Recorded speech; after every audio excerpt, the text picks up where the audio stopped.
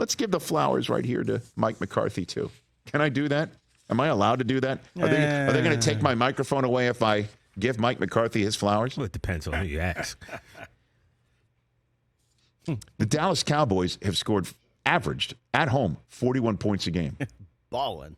The only team that has averaged, all time, more points at home per game in a single season was Drew Brees' Saints of 2011 when they went nuts. You remember those teams were just on tilt 2 years after a Super Bowl. They were undefeated, right, for a long time? 41.1 points per game. And the 1950 L.A. Rams scored 46.5 points per game here in L.A. Okay. And Mike McCarthy is taking the play calling. He sent Kellen Moore here to Los Angeles. And we're all sitting here wondering, where's Justin Herbert's MVP season? Where are the Chargers offense? He's supposed to suddenly magically change things around. They're 4-7. Dallas is 9-3.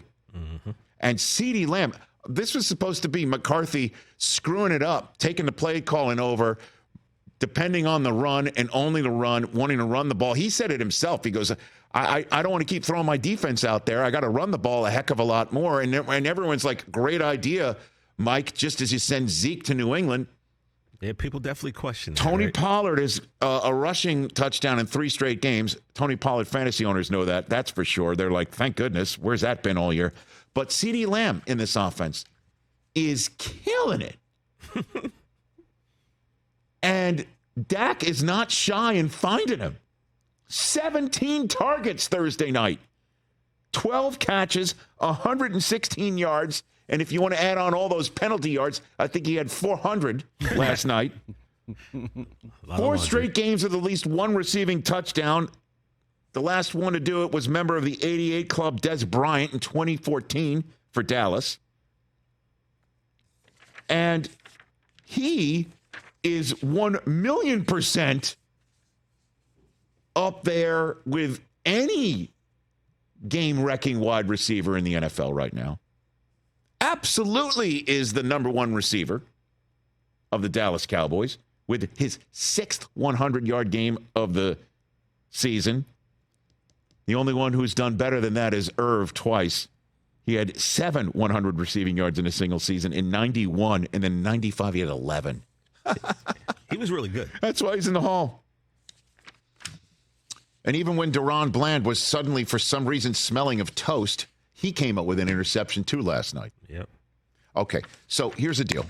Dallas is 1,000,000%, despite how up and down they looked and how they didn't crush the Seattle Seahawks, because that is a grown-ass man of a team that needed that win last night and showed up. Geno with 300 yards. I mean, they showed up and showed out. Yep. Dallas beat them. They're 9-3. They sit back, and they are rooting like crazy for the 49ers. Rooting like crazy for the 49ers, because if the 49ers win, that means they have an opportunity to go and match the Philadelphia Eagles record by beating them next week and having a shot at the division and the 1 seed. Period. End of story. Because that's a fact. And the Cowboys right now are sitting in that wild card position, playing like this. They will eviscerate any NFC South team that welcomes them for Super Wild Card weekend. And then we'll see what happens. Then the rubber meets the road. Do they have to go to San Francisco again?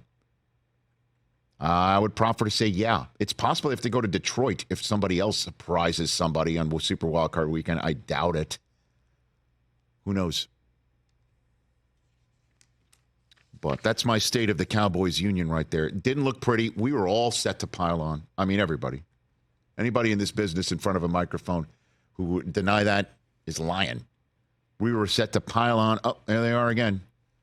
Good luck beating San Francisco. If you got to go there now, good luck on that. That 1 seed's gone. The division's gone. But that's not the case today, is it? You know, still, Rich, still some questions. You know, the time management thing. Of course, really, it's still TJ, baffling. it's not always pretty. baffling. Of course, and, you know, the not kicking the field goal when you're down 2 to take. Every team's got questions. Every team has Yeah, but questions. these are questions that linger over this team and this franchise, and those are probably questions 1 and 2. And But last night it didn't cost you, did it? Luckily, it didn't. Well, not luckily. You got an MVP quarterback. Here he is after the game. Had this to say, wearing a very. Did you see the blue? Is this? Oh, what yeah, is this? we were Is this peeping it. sequin? It's fashion, is what that is. Okay, this is Dak. No difference when they're hating me and calling for me to my position. Honestly, I'm blessed.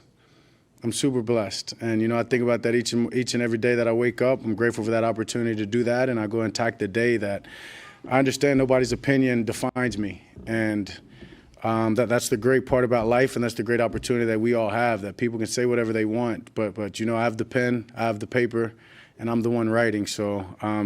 Because I'm playing as well as I am now, doesn't mean that I'm going to stop, doesn't mean I'm going to listen to them now, appreciate them, but I don't care about their opinions right now any more than I did when they said that, when they're calling for my spot. So, as I said, I'm blessed. This last year has been a reflection of that. A lot of great things have happened in my life, and they're going to continue to happen in my life because of my mindset and where I put the value of life. Attaboy. Remember right, I think what Micah said that you said coming off the field after you guys took the lead was turn me the F up. Yeah, turn it up. Turn it up. Okay, that looks to be maybe some type of snake or eel type skin on that jacket. Definitely a leather situation. I just love it. Because the pen will be in his hand, the paper will be a new contract, and the writing will be, he could just name his price. 60? My first $60 million man? As you know, sir, it's what the market is about, and maybe so. Because right now, if I'm not mistaken, same average annual salary as Daniel Jones in the division, right? $40 million? Yeah. I know that's like waving a red flag in front of a bull over there. I'm trying to No, it's okay. No. Not go off right now. That's it. And I know I know there's some people out there, TJ, and everyone else that because you know it. Everyone else out there is sitting here thinking, well, Rich, just wait till this happens. Wait till that happens. Yes. Wait till this happens. Wait till that happens. And I understand it. Last night was one of those wait till it happens. It looked like it was unfolding. But they're 9-3 through 12 weeks. I don't think anybody thought they'd be 9-3 through 13 weeks or 12 games after they got punked by the Niners. They have 1,000,000% steadied the ship. They have now won a game that they seemed like they were going to lose. If we're saying the Eagles are made stronger by it, why can't Dallas be? Because we lionize the Eagles for being, tough, and Sirianni's, effing that, bomb that, and he's doing this, and he's saying it with his chest, and Jalen Hurts took the team to the Super Bowl last year, and the Cowboys haven't been in the Super Bowl since, the Clinton administration, and so on and so forth. This can be their year. End of story. Let's move on. Catch the Rich Eisen Show every single day on the Roku channel, 12 to 3 Eastern, for free.